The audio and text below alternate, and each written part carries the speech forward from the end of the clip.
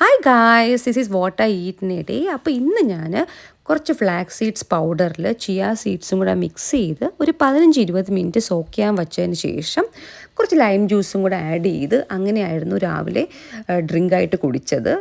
അതിനുശേഷം ഒരു 9-9:30 ആയപ്പോഴത്തേക്കും കുറച്ച് ഫ്രൂട്ട്സും നട്ട്സും സീഡ്സും എല്ലാം കൂടെ ചേർത്ത് കഴിച്ചായിരുന്നു.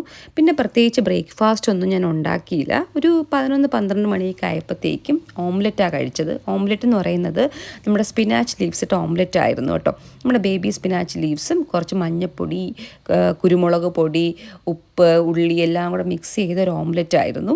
അത്യാവശ്യം നല്ല ഫില്ലിംഗ് ഉള്ള ഓംലെറ്റ് തന്നെയായിരുന്നു. അതിൻ്റെ ഒപ്പം ഞാൻ റാഗി ദോശയും നാട്ടിൽ നിന്ന് കൊണ്ടുവന്ന ദോശപ്പൊടിയും കുറച്ച് നെയ്യും എല്ലാം കൂടെ ചേർത്തൊരു ലഞ്ചാണ് കഴിച്ചത്. അത്യാവശ്യം നല്ല ഹെവി മീൽ തന്നെ ആയിരുന്നു.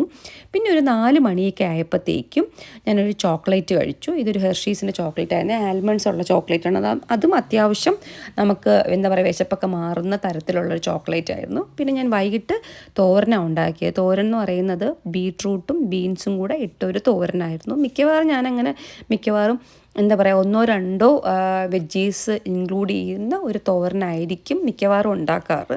അതാകുമ്പോൾ നമുക്ക് 2 വെജിറ്റബിൾസ് കഴിക്കാമല്ലോ.